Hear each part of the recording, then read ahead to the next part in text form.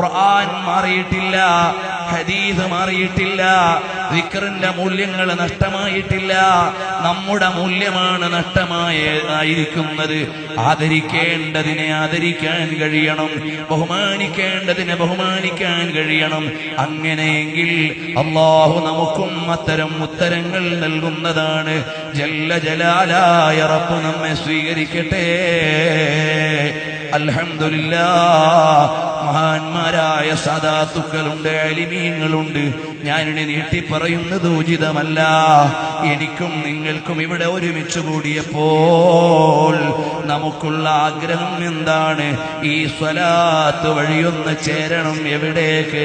റഹ്മത്തുൽ ലിൽ ആലമീൻ മുഹമ്മദുർ റസൂലുള്ളാഹ് സ്വല്ലല്ലാഹു അലൈഹി വസല്ലം തങ്ങളിലേക്ക് ചേരണം. എന്റെ പ്രിയപ്പെട്ട ചെറുപ്പക്കാരെ, സിനിമ കണ്ട് കണ്ണ് കേടുവരുത്തല്ലേ മോനെ. എന്നാൽ ഹബീബിനെ കാണാം മോനെ. അന്യപെണ്ണിനെ കമന്റടിച്ചിട്ട് നിന്റെ നാവും നിന്റെ കൽബും കേടുവരുത്തല്ലേ മോനെ. ലോകത്ത് പ്രേമിക്കപ്പെടാവുന്ന ഏറ്റവും വലിയ നേതാവ് ഹബീബാണ് മോനെ. നീ ലൈനടിച്ച പെണ്ണിന്റെ സൗന്ദര്യം നാളെ നശിച്ചു പോകും മോനെ. നീ വിഡ്ഢിയാകാൻ പാടില്ല. മിൻഹു ബിആജിലിഹി യബില്ലഹുൽ ഗബ്നു ഫീ ബൈഇൻ വഫീ സലമീ. നീ താൽക്കാലിക രസത്തിന് ഒരു പെണ്ണിനെ കമന്റടിച്ച് നിന്റെ കൽബങ്ങ് കേടുവരുത്തണ്ട. എന്നും വിജയിക്കാൻ പറ്റുന്ന റസൂലുള്ളാഹി സ്വല്ലല്ലാഹു അലൈഹി വസല്ലം തങ്ങളെ മനസ്സിൽ വെച്ചിട്ട് താലോലിച്ച് താലോലിച്ച് സ്വലാത്ത് ചൊല്ലിക്കൊണ്ടങ്ങ് നടന്നാൽ എന്റെ മുസ്ലിം ചെറുപ്പക്കാരാ, ഇമാമിങ്ങള് വെള്ളിയാഴ്ച രാവിൽ സ്വലാത്ത് ചൊല്ലിയിട്ട് കിടക്കുമ്പോ മദീനയിലെ നേതാവിന്റെ മുഖം കണ്ടുപോയില്ലേ?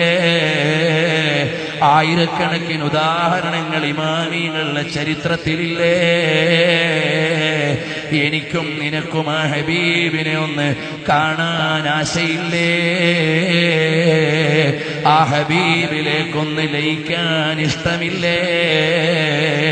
അതുകൊണ്ട് മോനെ, കയ്യിലുള്ള മൊബൈലിൽ നിന്ന് വൃത്തികെട്ട ക്ലിപ്പുകൾ മുഴുവനും ഒന്ന് നീക്കിക്കളഞ്ഞിട്ട് നിന്റെ കൽബൊന്ന് മദീനയിലേക്ക് തിരിച്ചു വെച്ചിട്ട് നീ 10 ദിവസം രാത്രിയിൽ അതാ ഏകാന്തമായിരുന്ന് ഒരു 10 സ്വലാത്ത് ചൊല്ലി നോക്കുമോനെ. കൽബിന് കിട്ടുന്നൊരു റാഹത്തുണ്ട്, കൽബിന് കിട്ടുന്നൊരു സന്തോഷമുണ്ട്. അത് ഇമ്മത്ത് അനുഭവിച്ചിട്ടുണ്ട്, സ്വാലിഹീങ്ങൾ അനുഭവിച്ചിട്ടുണ്ട്. അതുകൊണ്ട് എന്റെ ചെറുപ്പക്കാരാ, ഇവിടെയുള്ളതെല്ലാം അങ്ങ് നശിച്ചു പോകും. നീ വിചാരിക്കും ഞാനിവിടെ വലിയ പാൻസും ഷർട്ടും ജാടയിലൊക്കെ ഇങ്ങനെ നടക്കുമ്പോ തരക്കേടില്ല. ഈ മുസ്ലിയാക്കന്മാർക്ക് കണ്ടില്ലേ, ലോകമൊന്നും തിരിഞ്ഞിട്ടില്ല മോനെ.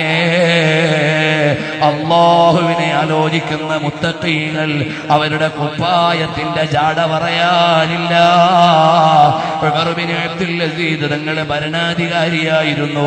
പക്ഷേ രാത്രിയിടുന്ന കുപ്പായം ചളി പിടിച്ചതായിരുന്നു. ഭരണാധികാരിയാണ്, പക്ഷേ ചളി പിടിച്ച കുപ്പായമാണ്. രാത്രി മുഴുവനും അല്ലാഹുവിലേക്ക് ആലോചനയിലാണ്, പകല് മുഴുവനും ജനങ്ങളുടെ ക്ഷേമത്തിലാണ്. അല്ലാഹുവിന്റെ ഹബീബിലേക്ക് ലയിച്ച മഹാനാണ് ഉമർ ബിൻ അബ്ദുൽ അസീസ്. അധികാരം കിട്ടിയിട്ടും വലിച്ചെറിഞ്ഞു കളഞ്ഞ മഹാനല്ലേ? അങ്ങനെയല്ലേ മോനെ ചിന്തിക്കേണ്ടത്? ഇവിടെ ഒരു ജാടയും നിലനിൽക്കാനില്ല, ഇവിടെ ഒരു ഗമയും നിലനിൽക്കാനില്ല.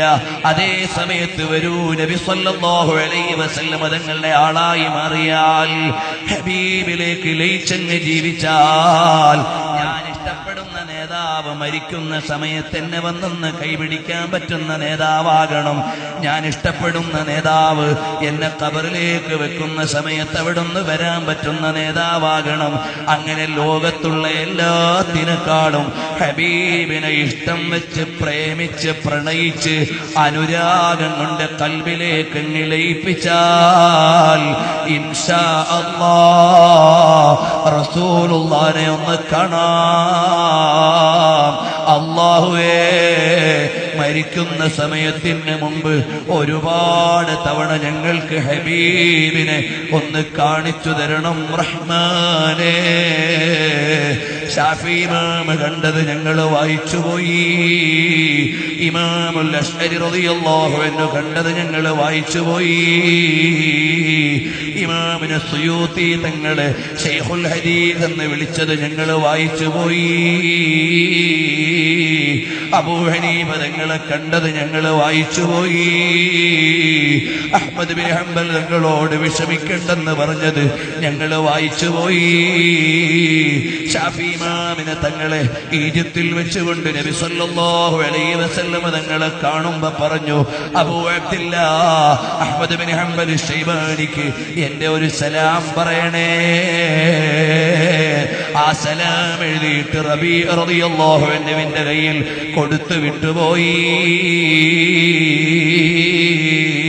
അങ്ങനെ എത്ര ഇമാമിങ്ങളാണ് കണ്ടുപോയത്. അവരെല്ലാം ഹബീബിലേക്ക് ലയിച്ചത് സ്വലാത്ത് കൊണ്ടാണ്. അതുകൊണ്ട് പുതിയ യുഗത്തിൽ പരിഷ്കാരങ്ങളുടെ നടുവിൽ മോഡേണിസത്തിന്റെ ഭ്രാന്തിൽ പണത്തിന്റെ ജാടയിൽ ജീവിക്കുന്ന മുസൽമാൻ